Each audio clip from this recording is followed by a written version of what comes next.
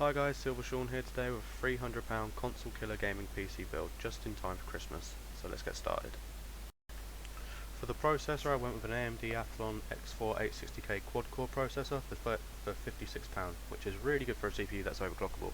And some of you may say get the Pentium G3258 because the FM2 socket is dead, but we're not looking at upgradability today, we're looking at performance, and at the moment the 860K is the best bang for your buck CPU you can buy. Next we have the XFX R7260X 2GB Core Edition for £81.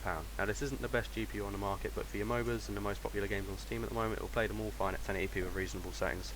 And for your AAA titles like Batman Arkham Knight, it will be fine at 720p. I know 720p isn't amazing, but if you have a budget TV, you're probably playing your games at 720p anyway, and this card will run fine. I have a 1GB R7260, and even that runs Arkham Knight at 720 high to ultra and still hits around 60 FPS anyway.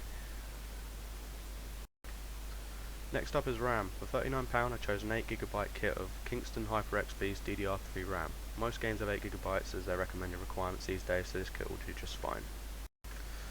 Now for the motherboard, we have an ASRock FM2A68M-DG3 Plus for £42. Now this isn't the most amazing FM2 motherboard, but it has 4 SATA ports, a couple USB 3.0 ports, and that's all that's really you need to say about this board. Now for storage I chose a 1TB Seagate Barracuda drive for £39.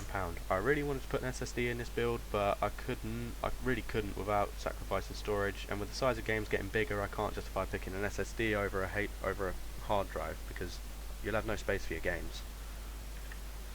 For the power supply I picked out a Corsair VS450 for £30. It's not the best power supply in the world, but it's 80 plus certified and supplies a decent amount of wattage, so we're not putting it under too much strain. And finally the case, I went really cheap here as this is a budget build. I didn't want to jeopardise the parts I could buy because I bought an NZXT Phantom or some shit, so I picked the Vortex GB2 for £15. It's probably shit, I can't find a lot of information on it, but who cares, at this price point it's all about performance and not being pretty. So that's my under £300 gaming PC Christmas build. Keep in mind Black Friday is just around the corner, so you may be able to get this build cheaper in the upcoming weeks.